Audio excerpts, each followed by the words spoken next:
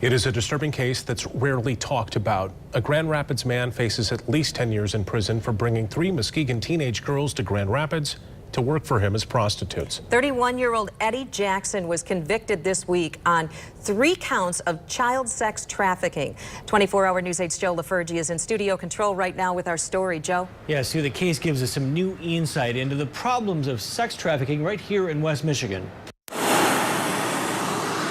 In this case, teenage girls, 9th, 10th, 11th graders, who should be going to track practice or getting ready for the prom, not pushed into a life of prostitution.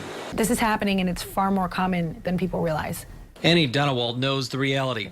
She began dancing at strip clubs in college, eventually becoming an escort. She got out of the sex trade and made it her mission to help other women. Her website, Eve's Angels, is part of that effort. While she was never trafficked, the modern-day buzzword for women convinced or coerced into prostitution, she's seen the stages. The case of Eddie Lee Jackson is textbook.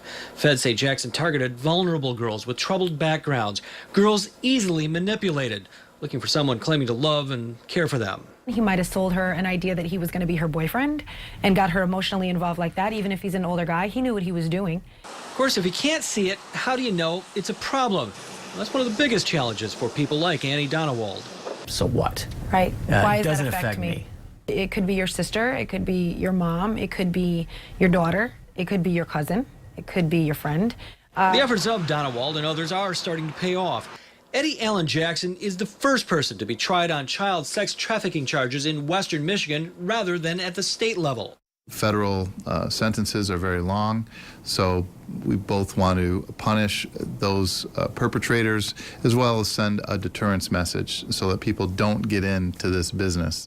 And Donewald's been working closely with State Senator Judy Emmons to get things done on the state level. Legislation, helping the survivors, helping the victims of what's going on, helping, these courageous women that want a different life. I feel like we have an obligation as human beings to protect our girls, our children. There's boys that are involved in this too, and our women. And so this is everybody's responsibility to step up and stop modern-day slavery. If you'd like to learn more about the people affected by the sex trafficking and what's being done to stop it, we have more information at woodtv.com. In studio control, Joe LaFergie, 24-hour News 8.